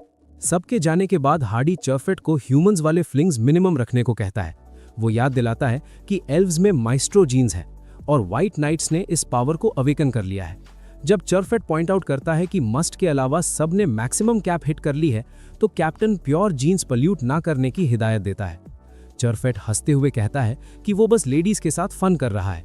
उसकी घिनौनी बातें सुनकर सेडिस्ट ट्विंस भी उसे क्रीप बुलाती हैं। जब वो नाइट नई डंजन रेड पर चलने का ऑफर देता है, तो हार्डी डिक्लाइन कर देता है। वो बताता है कि काइडो के मेस पर रॉयल ऑर्डर्स जल्द आने वाले हैं। जाते हुए हार्डी डिक्लेयर करता है कि क्वीन का नाम खराब करने वाले की बुरी तरह पेटी बना दी जाएगी। चरफैट एग्री करता है। उसी शाम साशा की नींद अचानक टूट जाती है जब जमीन बुरी तरह कांपने लगती है। ये इसलिए हो रहा था क्योंकि एली दूर बैठकर पावरफुल स्पेल कास्ट करके एक जायंट टावर खड़ा कर रही थी। अगले दिन एक एल्विन मर्चेंट स्लेव्स ट्रांसपोर्ट करते वक्त एक जायंट मॉन्स्टर से टकराता है। वो डरकर जान बचाकर भाग जाता है। कुछ देर बाद एक बार में एक स्लेव मर्चेंट फ्रस्ट्रेट होकर रोता है कि मॉन्स्टर अटैक से उसका स्टॉक खत्म हो रहा है। वहां बैठे एल्व्स स्पेक्यूलेट करते हैं कि ये नए जायंट टावर की वजह से है। दूसरी तरफ सारे एडवेंचरर्स एक पोस्टर घुर रहे होते हैं। उसमें जायंट टावर की इन्फो देने वाले के लिए एक बड़ा कैश रिवॉर्ड प्रॉमिस किया गया था। भीड़ में लाइट की टीम भी मौजूद थी। वो खुश थे क्योंकि टावर उन्हें इजी रैंकअप दिलाएगा। जब घटिया एल्व्स की नज़र नेमुमू पर पड़ती है तो वो पार्टी करने की डिमांड करते हैं। उनका इंटेंशन उसका फायदा उठाना था। पर नेमुमु गुस्से में भगा देती है और कहती है कि लाइट अकेला मास्टर है जिसे वो सर्व करेगी। लाइट सिचुएशन शांत करने के लिए माफी मांगता है, लेकिन गवार एल्व्स वायलेंट होने लगते हैं। इसे देख लाइट एक थंडरबोल्ट समन करके उन्हें भगा देता है। इनका तो प्लॉट आर्मर एक्सपायर हो गया। उसी वक्त लोगों को रियलाइज होता है कि ये स्क्वाड ब्लैक मॉटली टीम है। ये टीम अपने ओवरपावर्ड स्टेटस के लिए पूरे टाउन में फेमस थी।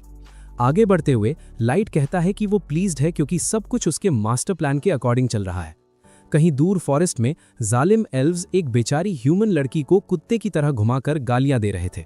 जब वो थकान से गिरती है तो दरिंदे चिल्लाते हैं। तभी एक खौफनाक मॉन्स्टर आता है और सारे एल्व्स को इंस्टेंटली पैक कर देता है। वो लड़की शॉक में देखती है कि मॉन्स्टर उसे खा जाएगा, पर वो चला जाता है। तभी वहां ठग शो अप होते हैं और लड़की सोचती है सेकंड राउंड स्टार्ट होगा, पर वो पोशन यूज करके उसकी इंजरीज हील करते हैं। फिर वो आओ यूकी को रिपोर्ट करते हैं कि एक और ह्यूमन स्लेव बचा लिया। दूसरी तरफ आओ यूकी टावर पर बैठी थी, जहां एली मल्टीपल मॉन्स्टर्स कंट्रोल करने पर उसकी तारीफ करती है। जब एली लाइट के इंटेंशंस पर डाउट करती है तो उनकी प्यारी कॉन्वर्सेशन हीटेड आर्ग्यूमेंट में बदल जाती है।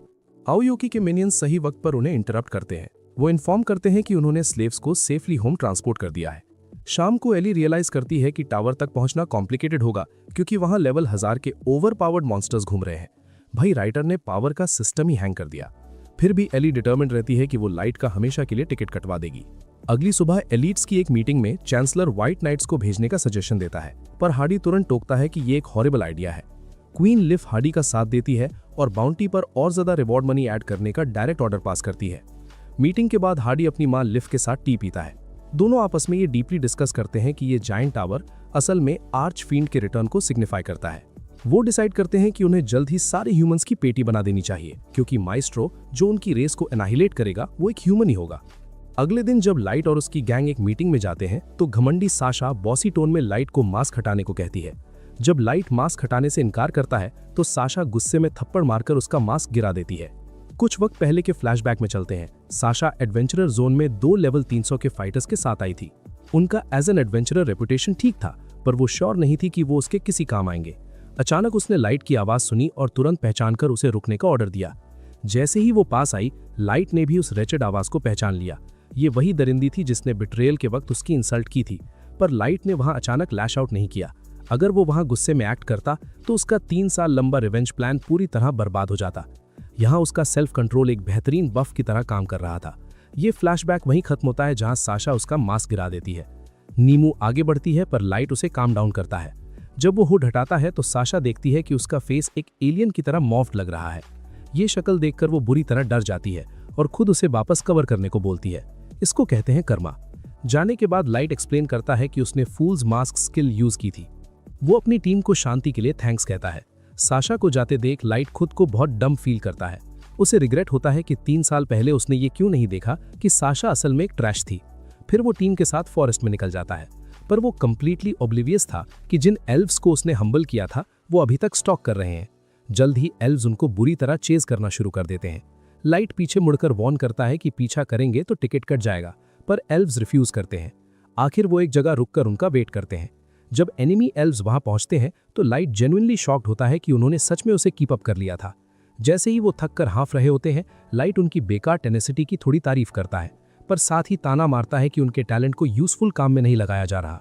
जब एल्व्स ओवर कॉन्फिडेंस में ब्रैक करते हैं कि वो लाइट की पेटी बनाएंगे तो लाइट सिस्टम से मेरा को समन करता है और उन्हें पैक करने का ऑर्डर देता है, पर एल्व्स उसे ब्लफ समझते हैं। तभी उन्हें पीछे से एक बहुत ही डरावनी और खौफनाक हंसी साफ सुनाई देती है, जिससे वो घबरा जाते हैं। एक टेरिफाइंग मेज उनके पीछे अपीयर होती है और कहती है कि मास्टर की इंसल्ट करने पर वो उनका सिस्टम हैंग कर देगी।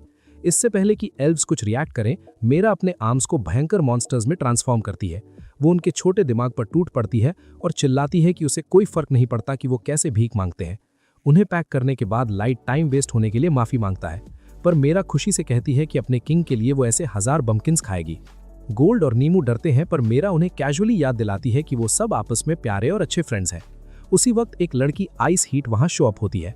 वो मेरा को बैक करते हुए कहती है कि उनकी एग्जिस्टेंस का मकसद ही लाइट को बेस्ट एबिलिटी से सर्व करना है। तभी वहां जैक भी अराइव करता है और बताता है कि लाइट उस पर हमेशा भरोसा कर सकता है। वो सूजू के साथ स्टाइलिश पोज बनाते हैं और कहते हैं कि सब ड्यूटी के लिए तैयार है। लाइट ऑकवर्ड होकर उन्हें एस्कॉर्ट ड्यूटी पर लगाने के लिए माफी मांगता है, पर आइस हीट समझाती है कि उड़ना सेफ ऑप्शन नहीं है, क्योंकि आम एडवेंचरर्स उनको आसमान में आसानी से स्पॉट कर लेंगे। जब लाइट रास्ता लीड करने को कहता है तो वो सूजू को आगे करती है, पर सूजू कोमी सान की तरह अजीब बिहेव करती है। इस वजह से उसकी इंटेलिजेंट राइफल लॉक सबसे माफी मांगने लगती है। भाई लगता है राइटर ने कुछ ज्यादा ही सोच लिया, यहाँ बंदूक बोलने लगी। लाइट पोलाइटली कहता है कि उसे कोई प्रॉब्लम नहीं है क्योंकि सूजू अपनी मर्जी से म्यूट रहती है। जब वो आगे बढ़ते हैं, गोल्ड कहता है कि वो शॉक्ड है कि जैक अपना काउच छोड़कर आया है। जैक एक्सप्लेन करता है कि वो ब्रो को अकेले मिशंस करते नहीं देख सकता। फिर वो लाइट को एक पेट नेम से बुलाता है। ये सुनकर सारी लड़कियां जैक को मर्डरस ऑरा के साथ घूरती हैं। भाई इनका प्लॉट आर्मर खतरनाक है। जैक बिल्कुल फेज नहीं होता और उन्हें समझाता है कि वो हमेशा इतने फॉर्मल नहीं रह सकते। लाइट को खुद इन निकनेम से कोई शिकायत नहीं है। गोल्ड उसे शांत करने का ट्राई करता है, पर जैक बोलता है कि फॉर्मल ट्रीटमेंट की वजह से लाइट अंदर से लोनली फील करता है। लाइट टोकता है कि वो फाइट ना करे और समझाता है कि उनके बीच अच्छी अंडरस्टैंडिंग है। आगे चलते हुए लाइट देखता है कि आइस हीट पूरी तरह मेट गियर में इक्विप थी। पूछने पर पता चला कि मैं उसको ट्रेनिंग दे रही है। मेरा जेलस होकर उसे कपड़े उतारने को बोलती है। दोनों लेडीज को आपस में बुरी तरह से आर्ग्यू करते देख लाइट बहुत रिलीव फील करता है क्योंकि हवा का टेंशन अब कम हो चुका था। वो और खुश होता है जब गोल्ड और जैक अपने थर्की बोनिंग स्केड्यूल्स पर चेयरफुली बात कर रहे थे। भाई इनका तो अलग ही सिस्टम चल रहा है। आगे देखने पर लॉक सुजू को वार्न कर रहा था कि प्रॉपर रिस्पेक्ट ना देने पर मीरा उसे कच्चा चबा जाएगी, पर लाइट इससे ओके था क्योंकि वो जानता था सुजू इतनी शाय है कि सिर्फ गन से लॉक से बात करती है। टावर पर पहुंचते ही चारों क्वार्टर लड़कियां लाइट को ग्रीट करके अंदर ले जाती हैं। वहां एली रिवील करती है कि ये स्ट्रक्चर पूरी तरह ओवरपावर्ड है और फिजिकल या मैजिकल अटैक्स इसका बाल भी बांका नहीं कर सकते। वहां लाइट एक विशाल और भयंकर ड्रैगन को देखता है जिसे एली अपने मास्टर प्लान के लिए समन किया गया पेट बताती है। वो लाइट को इन्फॉर्म करती है कि टॉप फ्लोर को उनके मेन इवेंट के लिए ग्रैंड वेडिंग हॉल की तरह डिजाइन किया गया है। फिर वो उसे सीधा थ्रोन रूम में टेलीपोर्ट करती है जहां सारे सर्वेंट्स अपने मिडिट किंग के सामने घुटनों पर बैठ जाते हैं। उनका असली प्लान साशा को रॉयल मैरिज पर एक कोल्ड डिश ऑफ रिवेंज सर्व करना था, पर एली अपना ट्विस्ट ऐड करती है जिसमें व्हाइट नाइट्स के खिलाफ बैटल सेटअप होंगे जिसका एंड और नाइट्स को जिंदा कैप्चर करने पर होगा। इस खतरनाक शतिराना मूव से एल्विन क्वीनडम क्रिपल हो जाएगा और उन्हें उस माइस्ट्रो की जरूरी इंफॉर्मेशन मिल जाएगी। उसी वक्त वो दूसरे नेशंस में आंसर्स ढूंढने के लिए हेड कर सकते हैं और टावर उनका बेस बनेगा। इसके बाद एली फिर नाइट का एक शैडो क्लोन क्रिएट करती है जो एक एडवेंचरर की तरह लाइट की जगह खड़ा रहेगा, जबकि असली लाइट आराम से साशा का इंतजार करेगा।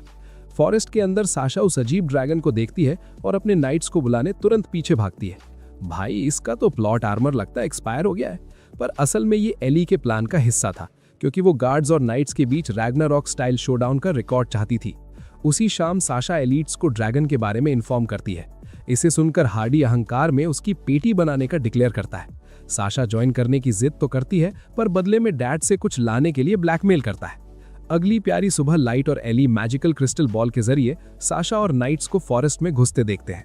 टावर के पास आते ही उन्हें मॉन्स्टर्स दिखते हैं, पर हार्डी उन्हें इग्नोर करके सिर्फ ड्रैगन पर फोकस करने को कहता है। एक डाइवर्जन का यूज करके वो मॉन्स्टर्स को भगा देते हैं। फिर हार्डी अपनी स्टेल्थ स्किल को एक्टिवेट करता है। ये अनोखा बफ उन्हें पूरी तरह से कवर कर लेता है और वो सीधा टावर के अंदर चार्ज कर देते हैं। जैसे ही वो सब अंदर घुसते हैं, एक हिडन टेलीपोर्टेशन ट्रैप पर स्टेप कर देते हैं जो उन्हें टावर के अलग हिस्सों में स्कैटर कर देता है। उधर लाइट ईगरली साशा का वेट करता है। दोनों लव बर्ड साशा और माइकल एक पिक्यूलियर सेक्शन में अपीयर होते हैं। जब रियलाइज होता है कि वो सिर्फ ऊपर जा सकते हैं तो माइकल हीरो बनकर साशा को पीछे चलने को कहता है। जैसे ही वो टॉप के लिए स्टेयर्स क्लाइंब करते हैं, लाइट उन्हें देखकर एक्साइटमेंट से भर जाता है, पर एली उसे थोड़ा वेट करने को बोलती है क्योंकि उनका ग्रैंड रिवेंज गला शुरू होने वाला था। इस बीच टेरर ट्विंस निया और किया दूसरे पार्ट में लॉस्ट थीं और बाकी लोगों को ढूंढने का डिसाइड करती हैं, पर अचानक वहां मीरा और आइस हीट उनके साथ एक टैग टीम रेसलमेनिया मैच खेलने आ जाती हैं। मीरा तुरंत ब्रैग करती है कि ये ट्विंस उनके आगे टिक नहीं पाएंगी, लेकिन आइस हीट उसे अंडर एस्टिमेट करने से रोकती है क्योंकि लो रैंकिंग एल्व्स भी प्रॉब्लम्स क्रिएट कर सकते हैं। आर्ग्यू करते वक्त दोनों ट्विंस चार्ज करती हैं, पर वो अटैक इजीली डॉज कर लेती हैं। इससे गुस्से में आकर ट्विंस फ्लैश की तरह बैटलफील्ड पर जूम करती हैं और लगातार उन पर इंसल्ट्स बरसाने लगती हैं। ट्विंस फिर से एक एम्बुश का ट्राई करती हैं, पर वो दोनों जमीन पर रिटर्न होकर अटैक एवेड कर लेती हैं। इसे देख ट्विंस अगली बार लिम्स उखाड़ने का डिसाइड करती हैं। दूसरी तरफ चारफिट बुरी तरह फ्रस्ट्रेटेड था क्योंकि ट्रैप ना देखने पर कैप्टन उसका टिकट काट देगा। वो चिल्लाकर सूजू को हाइडिंग स्पॉट से बाहर आने को बोलता है। सूजू बाहर आकर फाइट की प्रिपरेशन करती है, पर उसकी क्यूटनेस से चारफिट इतना ओवरवेल्म हो जाता है कि वो भूल जाता है कि वो किस टीम में है। वो घटिया पिकअप लाइंस मारना शुरू कर देता है। भाई इसका दिमाग घास चरने गया है। जब सूजू किसी बकवास का कोई रिप्लाई नहीं देती तो वो प्रॉब्लम पूछता है, पर रिप्लाई लॉक करती है कि उसकी पार्टनर म्यूट है। फिर लॉक सूजू के साथ डुओ इंट्रोड्यूस करती है जो इस नाइट की पेटी बनाएगी। ये सुनकर चारफेट फ्रस्ट्रेट होता है क्योंकि उसे शीट्स में रफ होना था। वो गूफी नाइट सिम्प मोड में अपने रोमांटिक प्लान्स बताता है, पर लॉक उसे हार्श रियलिटी चेक देती है कि वो सूजू का टाइप नहीं है। टाइप पूछने पर लॉक डिस्क्राइब करती है कि सूजू को रेवन बालों वाले शॉर्टीज पसंद है, जिनका फेस हैंडसम और पर्सनैलिटी काइंड और वैलियंट हो, जो ऑब्वियस लाइट है। पर लॉक टीज करके कहती है कि उसके पास लाइट को बैक करने का 0 चांस है। इससे सूजू गुस्से में उसे दीवार पर जैम करती है और गन मर्सी की भीख मांगती है। आखिरकार चारफेट एक्सेप्ट करता है कि सूजू उसके पॉप्सिकल में इंटरेस्टेड नहीं है। रिजेक्शन पर गुस्से में वो इनविजिबल क्रॉसबो एक्टिवेट करके एक एरो उस पर फायर करता है, लेकिन सूजू इसे पैरी करके हटा देती है और गन से ब्लास्ट करती है, पर वो दूसरे एरो से बुलेट मिड एयर में इंटरसेप्ट करता है। चारफेट इंप्रेस होकर कहता है कि वो हैरान है कि उसने इनविजिबल प्रोजेक्टाइल्स काउंटर कर दिए। लॉक भी ब्रैक करती है कि बहुत कम लोग उसके शॉट ब्लॉक करते हैं, इसलिए दोनों पार्टीज सेकेंड राउंड के लिए प्रिपेयर होती हैं। वापस टैग टीम मैच में मीरा हवा में उछल कूद करने पर ट्विंस को मंकीज बोलकर रोस्ट करती है, पर वो कहती है कि उन्हें फर्क नहीं पड़ता क्योंकि वहां बने पिलर्स उन्हें एक्स्ट्रा एडवांटेज दे रहे थे। यहाँ तो इनका पूरा सिस्टम हैंग होने वाला है। दोनों एक साथ अबिस डुओ पर विंड स्पेल्स फायर करती हैं, पर आइस हीट और मीरा एफर्टलेसली बिना मेहनत के उन्हें डॉज कर लेती हैं। हवा में फ्लोट करते हुए नाइट ट्विंस नया विंड स्लैश ब्लास्ट करती हैं, लेकिन दोनों अपने ओवरपावर्ड रिफ्लेक्सेस से इवेड करके उन्हें पूरा क्रेडिट देती हैं। दूसरी तरफ एक बेचारा एडवेंचरर आओयुकी के मॉन्स्टर से टकराता है, पर टिकट कटने से पहले लाइट का क्लोन आकर अटैक ब्लॉक करता है और गोल्ड नेमू को लड़ने का ऑर्डर देता है। जब बीस्ट अचानक अटैक करता है, नेमू तुरंत उसके हेड्स काटने को प्रिपेयर होती है, पर गोल्ड मजबूत शील्ड से मॉन्स्टर ब्लॉक कर लेता है। कंप्लेन करने पर वो गुस्से में याद दिलाता है कि ये सिर्फ झूठा शो है। प्लेफुली मॉन्स्टर भगाते वक्त लाइट एली से पूछता है कि क्या ये डम्ब आइडिया उसका था। एली साफ इनकार करके बताती है कि परफॉर्मेंस का आइडिया उन्होंने खुद निकाला था। भाई क्या घटिया नाटक है। वापस टैग जोन में पागल twins wind cutter attack spam करती हैं। 50 अटैक्स डॉज करके मीरा पूछती है क्या ये आखिरी मूव है। पिलर्स पर खड़े होकर वो इंस्टेंट में सैकड़ों विंड कटर अटैक्स फायर करती हैं। अब इस डुओ थोड़ा स्ट्रगल करती हैं और एडमिट करती हैं कि ट्विंस काफी इंटेंस हैं। तभी किया डैगर फेंककर मीरा के लेग में मारती है। इससे पहले कि आइस सीड बचा पाती, वो मीरा का आर्म स्लैश करके अलग करती है। जब ट्विंस खुशी मनाती हैं, मीरा आइस हीट से थॉट्स पूछती है। तब डिस्काउंट तोडोरोकी पूरे कॉन्फिडेंस से क्लेम करती है कि दोनों नाइट ट्विंस सबसे बड़े फ्रॉड्स हैं। वो फ्रॉड ट्विंस बेइज्जती पर आर्ग्यू करती हैं, पर मीरा पॉइंट आउट करती है कि स्वॉर्ड पर कोई लाल निशान नहीं है, क्योंकि ब्लेड्स ने ना उसे पियर्स किया, ना ही सच में आर्म कट किया। मतलब समझने के स्ट्रगल में मीरा अचानक अपना ही कटा हुआ आर्म खा जाती है। ये खौफनाक सीन देख ट्विंस का सिस्टम हैंग होता है, क्योंकि सेवर्ड आर्म ठीक वैसा ही सॉकेट से ग्रो होता है। भाई क्या बकवास लॉजिक है। मीरा अपना हेड रिप ऑफ करती है और बीच बॉल की तरह खेलकर इन्फॉर्म करती है कि बॉडी कई क्रीचर्स का अमेलगमेशन है। वो प्राउडली खुद को अल्ट्रा रेयर कार्ड इंट्रोड्यूस करती है, जिसका नाम मीरा द काइमेरा है, जो लेवल 7777 पर है। आइस हीट प्राउडली रिवील करती है कि वो फ्रोजन फायर स्टॉर्म ग्रैपलर है, जो सेम लेवल पर सेट है। ये नामुमकिन बात सुनकर ट्विंस गुस्से में आर्ग्यू करती हैं और नए अटैक से चार्ज करती हैं, पर इनविजिबल फोर्स फील्ड उन्हें रीच करने से पहले कंप्लीटली ब्लॉक कर देता है। ओवरपावर्ड लिमिट्स क्रॉस हो गई। अब इस डुओ के अटैक प्रिपेयर करते ही फ्रॉड ट्विंस भागना शुरू करती हैं, इसीलिए मीरा हैंड को जायंट शील्ड में ट्रांसफॉर्म करती है ताकि फ्लेम स्पेल से बचे। दूसरी तरफ चारफट और गन लेडी सुजू के बीच कॉल ऑफ ड्यूटी बैटल चल रही होती है। वहां सुजू एजलॉर्ड के फायर किए एरो अटैक्स की फ्लरी अवॉइड करने में स्ट्रगल करती है। फिर वो हजारों टेज एरोस की बारात से सरप्राइज करता है, पर सुजू प्लॉट आर्मर से सेफली सर्वाइव करती है। जब घटिया नाइट ओवर कॉन्फिडेंस में ट्रैश टॉकिंग करता है, तो आखिरकार सुजू मुंह खोलती है। वो सिर्फ टिकट कटने का वार्निंग वर्ड रिपीट करती है, जैसे ही अल्टीमेट अटैक से न्यूक करने की तैयारी करती है। उसी वक्त निया और किया भागते हुए डेड एंड पर पहुंचती हैं।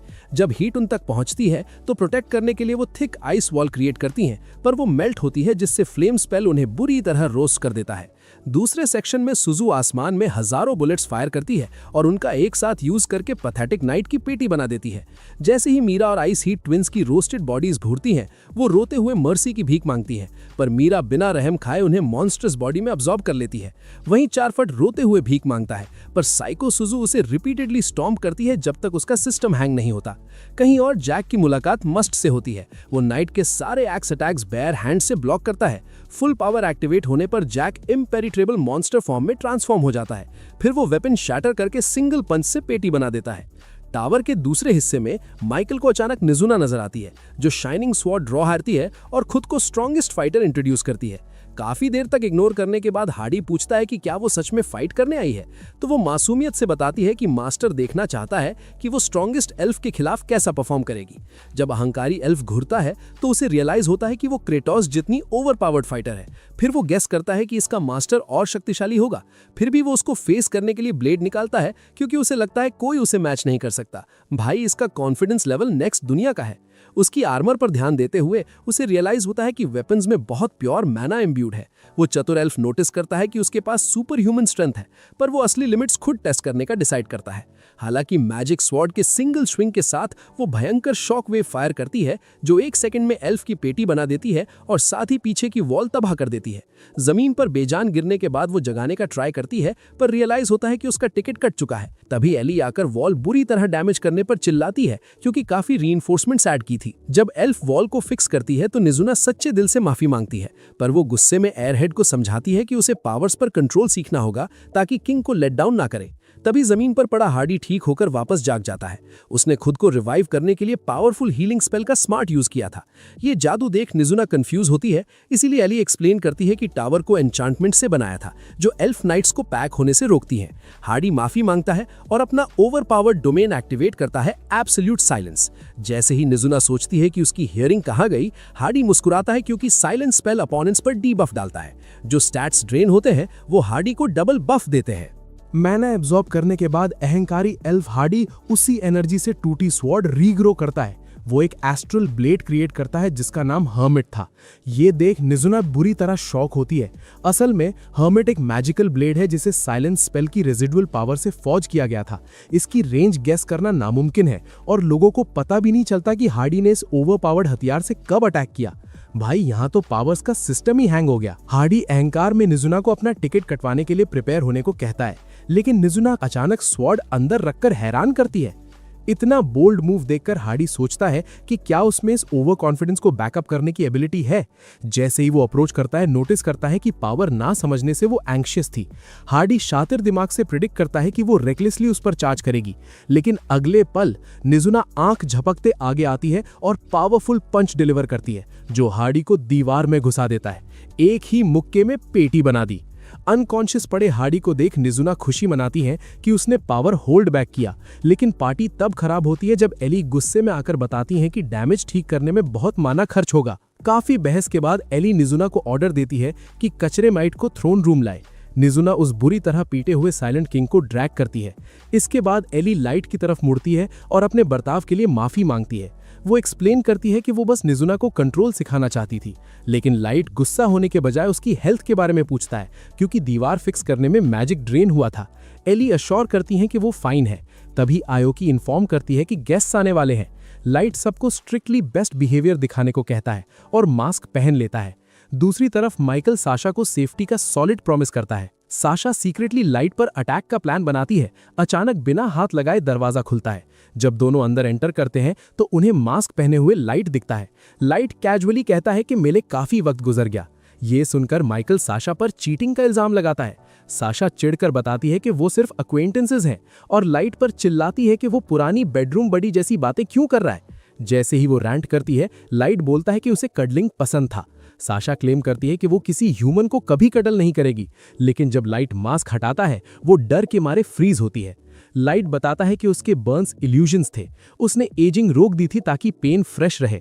ये सुनकर माइकल हैरानी से पूछता है कि क्या ये वही माइस्ट्रो कैंडिडेट है जिसका टिकट 3 साल पहले कटा था। जब साशा चुप रहती है, लाइट बताता है कि टेलीपोर्टेशन स्पेल से एबिस जाने के बाद भी वो जिंदा बच गया। उसने क्लियर किया कि उसने ये सब रिवेंज लेने और बिट्रेयल का सच जानने के लिए किया।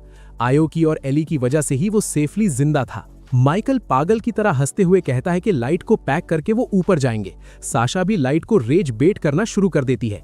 जैसे ही लाइट आगे बढ़ता है, साशा हेवनली जोजो स्टैंस को फाइट के लिए समन करती है, लेकिन लाइट उन समन से बराबरी से लड़ता है। ये देखकर साशा बुरी तरह शॉक होती है क्योंकि उसके हिसाब से लाइट बस लेवल 15 का लूजर होना चाहिए था। तभी लाइट अपना क्रेजी नया लेवल रिवील करता है। जैसे ही साशा डर से फ्रीक आउट होती है, माइकल तसल्ली देता है कि ये फॉल्स है क्योंकि ह्यूमन के लिए इतना बड़ा लेवल अचीव अचीव करना इम्पॉसिबल है, लेकिन लाइट उन एंजेलिक समन्स को इतनी बुरी तरह पुश करता है कि साशा को उन्हें प्रोटेक्ट करने के लिए नई एन्चांटमेंट का यूज करना पड़ता है।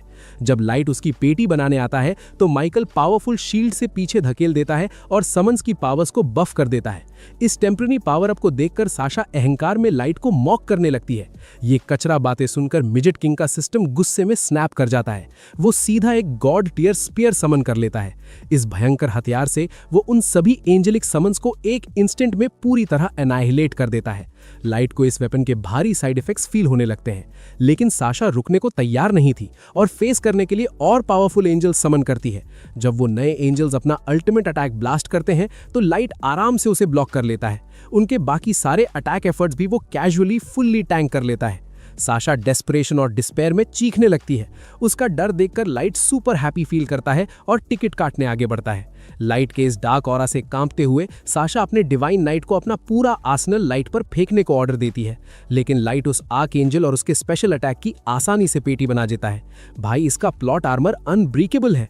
ये आंखों से देखकर माइकल साशा से और डिवाइन नाइट समन करने को कहता है, लेकिन जब साशा इंस्ट्रूमेंट प्ले करती है तो एक भी नाइट अपीयर नहीं होता। अचानक इंस्ट्रूमेंट हाथों से पूरी तरह वैनिश हो जाता है। लाइट कैजुअली रिवील करता है कि वेपन से खेलते वक्त उसने इंस्ट्रूमेंट इरेज कर दिया। माइकल हैरानी से पूछता है कि उसका नया वेपन क्या है, क्योंकि किसी चीज में फैंटास्मा क्लास हथियार डिस्ट्रॉय करने की ताकत बिल्कुल नहीं होनी चाहिए। लाइट फ्लेक्स करते हुए रिवील करता है कि ये एक जेनेसिस क्लास स्पीयर है, जिसे गॉड रिक्विम गुनगिनीर कहते हैं, और इसमें भगवान का भी टिकट काटने की ताकत है। ये सच्चाई सुनकर माइकल पूरी तरह अपना दिमाग खो बैठता है। उसके छोटे दिमाग में प्रोसेस नहीं हो पाता कि एक नॉर्मल ह्यूमन लेवल 9999 तक कैसे पहुंच सकता है। भाई, यहां लगता है राइटर ने कुछ ज्यादा ही सोच लिया। साशा रोते हुए क्लेम करती है कि इंस्ट्रूमेंट पक्का एक्सीडेंटली ब्रेक हुआ होगा। माइकल अभी भी ओवर कॉन्फिडेंस में होता है कि उसकी शील्ड किसी भी अटैक को बाउंस बैक करेगी, पर लाइट उस डार्क स्पीयर की फुल फोर्स से अटैक करके उस मजबूत शील्ड को बुरी तरह तोड़ देता है और इन दोनों इविल लवर्स को जमीन पर बहुत बुरी तरह पटक देता है। माइकल वापस खड़ा होकर लाइट पर इल्जाम लगाता है। वो कहता है कि लाइट पक्का एक माइस्ट्रो है क्योंकि वो बहुत ज्यादा ओवर पावर्ड है, लेकिन लाइट कैजुअली जवाब देता है कि उसे माइस्ट्रो का मतलब नहीं पता। माइकल दिमाग में तय करता है कि लाइट एक खतरा है और उसकी पेटी बनानी जरूरी है। साशा के ठीक होने का कंफर्मेशन लेकर वो धमकी देता है कि क्वीन को रिपोर्ट करेगा। वो बोलता है कि बैटल बाद में कंटिन्यू होगी और एस्केप करने के लिए माहुरागा समन करने का ट्राई करता है, पर बदकिस्मती से बिग रागा ग्रेड 3 कर्स के खिलाफ मेगुमी की हेल्प करने में बिजी था। भाई, यहाँ तो दूसरे एनिमे का सिस्टम ही कॉपी कर लिया। कई सारे टेलीपोर्टेशन स्पेल पूरी तरह फेल होने के बाद माइकल घबराकर सोचने लगता है कि पावर्स काम क्यों नहीं कर रही। तब लाइट एक्सप्लेन करता है कि टावर के अंदर टेलीपोर्टेशन काम नहीं करता क्योंकि इस जगह को एक ओवर पावर्ड इंचैंटमेंट से ब्लॉक किया गया है। माइकल बहस करता है कि ऐसी इंचैंटमेंट एग्जिस्ट नहीं करती, पर लाइट अपना माइक्रोफोन एली को पास करता है। एली अहंकार से एक्सप्लेन करती है कि टेलीपोर्टेशन रोकने वाला जैमिंग स्पेल उसकी ओरिजिनल क्रिएशन है। जैसे ही वो मेंशन करती है कि टावर का मैजिक डिजाइन डंजन कोर पर बेस है, माइकल गुस्से में उसे स्कारलेट विच बुलाता है। फिर भी वो बेवकूफ हार नहीं मानता क्योंकि उसे लगता था कि दूसरे व्हाइट नाइट्स उसकी आखिरी उम्मीद बनकर आएंगे। भाई, लगता है राइटर ने सच में लॉजिक घर पे छोड़ दिया है। लेकिन लाइट माइकल की सारी उम्मीदों का टिकट काट देता है। वो अपने सबऑर्डिनेट्स को छोटा सा सिग्नल देता है। सिग्नल मिलते ही वो उन फ्रॉड नाइट्स की बुरी तरह पीटी हुई बॉडीज को जोर से ड्रैग करके वहां रूम में ले आते हैं। दोस्तों की ऐसी हालत देखकर माइकल का जॉ जमीन पर ड्रॉप हो जाता है।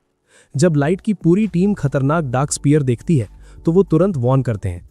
वो बताते हैं कि उस हथियार की वजह से उसका आर्म तेजी से रॉट हो रहा है, लेकिन लाइट कॉन्फिडेंटली बोलता है कि रिवेंज के लिए वो हाथ सैक्रिफाइस कर देगा। इस बात से सब शांत हो जाते हैं। फिर लाइट अपना ध्यान वापस डरपोक माइकल पर शिफ्ट करता है। माइकल अब जान बचाने के नए तरीके सोच रहा था। अपने आखिरी रास्ते के रूप में माइकल प्रपोज करता है कि लाइट उसके साथ फोर्सेस ज्वाइन कर ले ताकि वो दोनों मिलकर एल्विन किंगडम को टेक ओवर कर सके।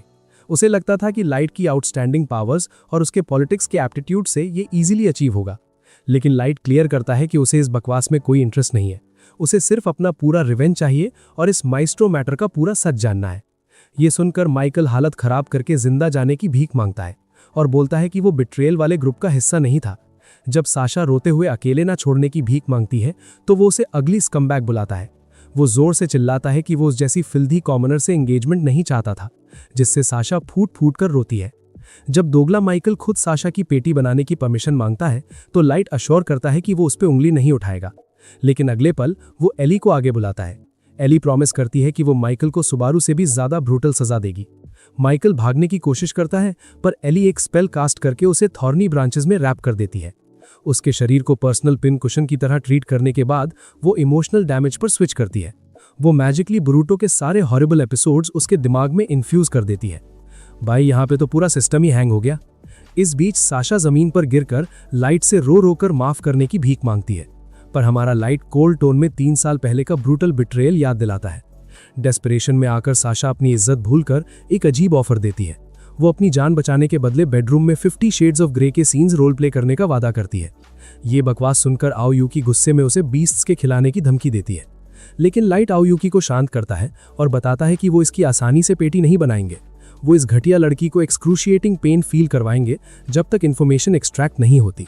फिर लाइट ठीक वैसे ही उसके लेग में एरो लॉन्च करता है जैसे उसने 3 साल पहले किया था। फिर लाइट मीरा को आगे का काम सौंप देता है। जैसे ही मीरा साशा को डार्क मॉन्स्टर डायमेंशन में अब्सॉर्ब करती है, लाइट अपने थ्रोन की तरफ कोलैप्स कर जाता है। फिर भी वो आखिरी स्ट्रेंथ से डार्क स्पीयर को सील कर देता है। आखिरकार कुछ घंटों बाद लाइट होश में आकर बेड से उठने की कोशिश करता है, लेकिन मे रोते हुए उसे रोकती है और याद दिलाती है कि पूरा किंगडम उसकी फिक्र करता है। अगले दिन एल्विन काउंसिल में एल्फ रिपोर्ट करता है कि उनके नाइट्स पैक हो चुके हैं। जैसे ही क्वीन लिथ सदमे में क्रैश आउट होती है, एक और एल्फ आकर ड्रैगन्स के इन्वेजन का इन्फॉर्म करता है। दूसरी तरफ ड्रैगन्स की अकेली मदर एली सीधा क्वीन लिथ से गुस्से में मिलती है। वो उस पर नाइट्स को चोरी करने भेजने का झूठा इल्जाम लगाती है। फिर वो क्वीन के गार्ड्स की पेटी बना देती है और क्वीन को वाइन स्पेल में ट्रैप करके माइंड रीड करती है। हालांकि क्वीन इनोसेंट थी, फिर भी एली उसे एक तगड़ा ऑर्डर सुनाती है। एली उस डरी हुई क्वीन को ऑर्डर देती है कि वो एल्वन किंगडम को ह्यूमंस के लिए फ्री और फेयर जगह बनाए। वो धमकी देती है कि इनकार करने पर ड्रैगन्स नेशन को तबाह कर देंगे। कुछ समय बाद लाइट और उसकी टीम टावर से देखते हैं कि बचाए गए स्लेव्स नए विलेज में पीसफुली रह रहे हैं। इसे देखकर लाइट लड़कियों को बताता है कि रिवेंज के बाद वो दुनिया को पीसफुल जगह बनाना चाहता है।